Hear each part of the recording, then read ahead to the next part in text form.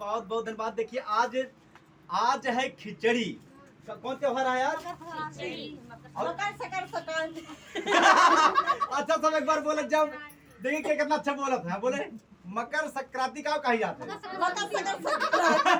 रत्ना भाभी क्या बोलूँ आप? मकर संक्रांति। और आप क्या बोलूँ भाभी? शीला भाभी? संक्रांति। तो चलिए दोस्तों, बहुत अच्छा लगा। आज खिचड़ी का त्योहार है और आज के घर खिचड़ी बनाता है। हम तो बनाए। अच्छा सवेरे बने कि शाम को बने? हम शाम को शाम को बनेगू? हम शाम को 9 बजे छुई के आई है। अच्छा, नहीं छिके आई आंटी जी आपके? बनाए का खा के आया है। तो चलिए देखिए, एक आंटी जी गोंडा से आई हैं और एक भाभी जी फैजाबाद से आई हैं। बाकी कुछ नए चेहरे कुछ पुराने चेहरे। तो ममता भाजी सबसे पहले हमारा राम राम। राम राम भैया। ठंडी माहौल कैसे कटता है भाजी? बहुत ठीक आए? ठीक है ना? तो आज इतना बढ़िया देखा, ठंडी खूब ठंडी पड़ता है। क्या सुनाई आप? चुटकुला ना गीत सुनाए। चुटकुला नाच गीत जोर जोर से गावे। अच्छा हाँ सुनाए, चलिए सुनाए। कौन बात नहीं सुनाए, सुनाओ सुनाओ आप। हंसी हंस के कहाथिन गुजरिया बालमा हम लैदा चुनरिया। हंस हंस के कहाथिन गुजरिया बालमा हम लैदा चुनरिया।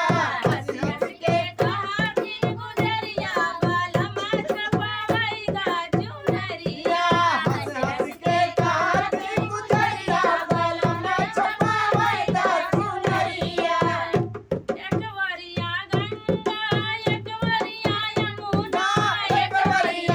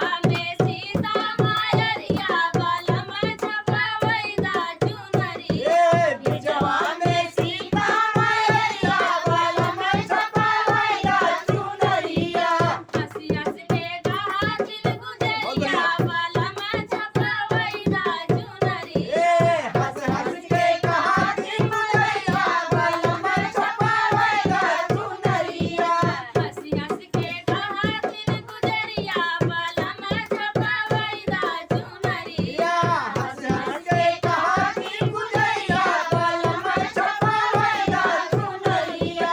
और नाच गीत कैसा लगा कमेंट में जरूर बताना। अरे बहुत बढ़िया।